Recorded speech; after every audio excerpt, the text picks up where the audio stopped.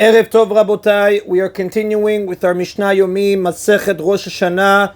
We are up to Perek Gimel, Mishnah Vav. Today's Mishnayot should be Le'elu Nishmat, Neria ben Svetlana, Aranbayev and Deriyahu ben Burcha Israelov, Menuchatam began Eden, Amen, and Avdi ben Chaim Lechaim, and the Refuah Shenamav Bechabat Esther, and Daniel Shalom ben Rosa, Betor Shah Chulei Israel.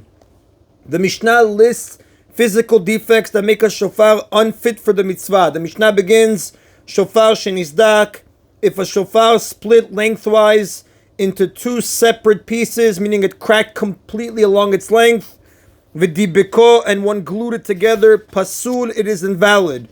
Even though the pieces now form a single whole shofar, it is considered two shofars, and therefore it is invalid because the Torah says that the sound must come from one shofar and not two. This is how the Gemara explains the Mishnah on page 26a, Masechet Rosh Hashanah.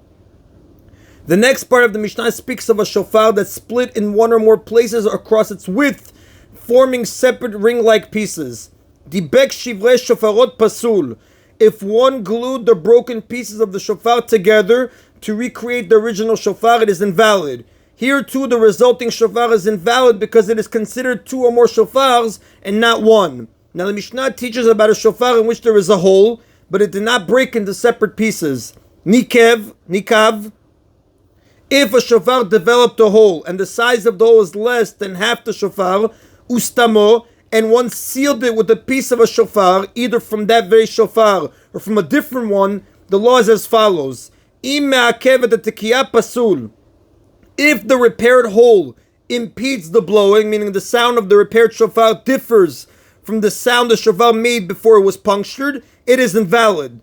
V'im lav kasher. But if the repaired hole does not affect the sound, it is valid. Now, three conditions must be met in order for a punctured shofar to be valid.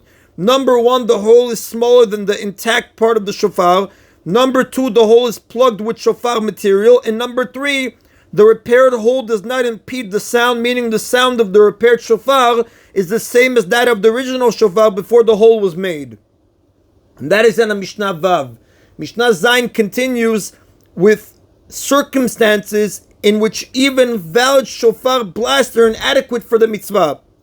Hatokeh letoch habor, one who blows a shofar in a pit in the ground. Either he is standing outside the pit and the mouth of the shofar is inside the pit, or he too is inside the pit. Now, the unusual circumstances described in this Mishnah, blowing a shofar in small enclosed spaces, were common at the time that this Mishnah was written, when foreign rulers prohibited Jews to do mitzvot, making it necessary to perform them secretly. So again, one who blows a shofar in a pit in the ground, or in a stone cistern. A cistern is like a pit, except that its walls are of stone or cement, or in a large earthenware barrel. In all these cases, where the sound of the shofar creates an echo, the law is as follows. Im kol shofar shema yatsa. If one heard the sound of the shofar without the echo, he has fulfilled his obligation. Vim kol havara shema lo yatsa. But if he also heard the sound of the echo along with the shofar sound, he has not fulfilled his obligation because the sound of the echo makes it impossible to hear the actual shofar distinctly. Now the Mishnah's case is where the listener is outside the pit, the cistern or barrel. Only then must it be determined whether or not he heard the actual sound of the shofar. A person who is inside, however, may assume that he did hear it. Now the Mishnah cites other cases in which one who hears valid shofar blasts does not fulfill the mitzvah. Similarly, if someone was passing behind a synagogue, or his house was next to a synagogue, and he heard the sound of the shofar being blown on Rosh Hashanah, or the sound of the Megillah being read on Purim, in which case, since he was outside the synagogue, he might not have intended to fulfill the mitzvah. The law is as follows. Im kiven libo yatsa. If he directed his mind to it, meaning he intended to fulfill the mitzvah, he has fulfilled his obligation. V'im lav lo yatsa. But if not, he has not fulfilled his obligation. This law is based on the rule, mitzvot tzrichot kavanah. Mitzvot require intent, which means that a person does not fulfill a mitzvah unless he intended to do so. It is not enough to perform the mitzvah, one must also have intent to fulfill it, as the Gemara explains on page 28b in Masechet Rosh Hashanah. So again, im kiven libo yatsa. If he directed his mind to it, he has fulfilled his obligation. V'im lav lo yatsa. But if not, he has not fulfilled his obligation. Therefore, if two people were in the situation together, the following result is possible. Even though one person heard the shofar or the Megillah and the other person also heard it, one fulfilled his obligation and one did not. Because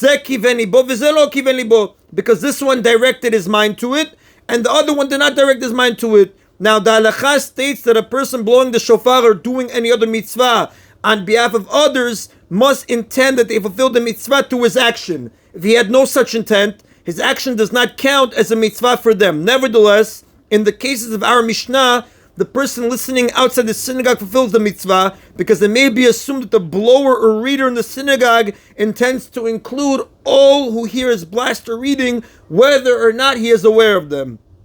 So we only fall back on the main issue that it all depends on if he directed his mind to it or not. That's why you have a situation where even though one person heard the Shofar and Megillah and the other person also heard it, one fulfilled his obligation and one did not, because this one directed his mind to it and the other one did not direct his mind to it. And that is in Rabotai today's Mishna Yomi. Baruch Adonai Leolam. Amen v'amen.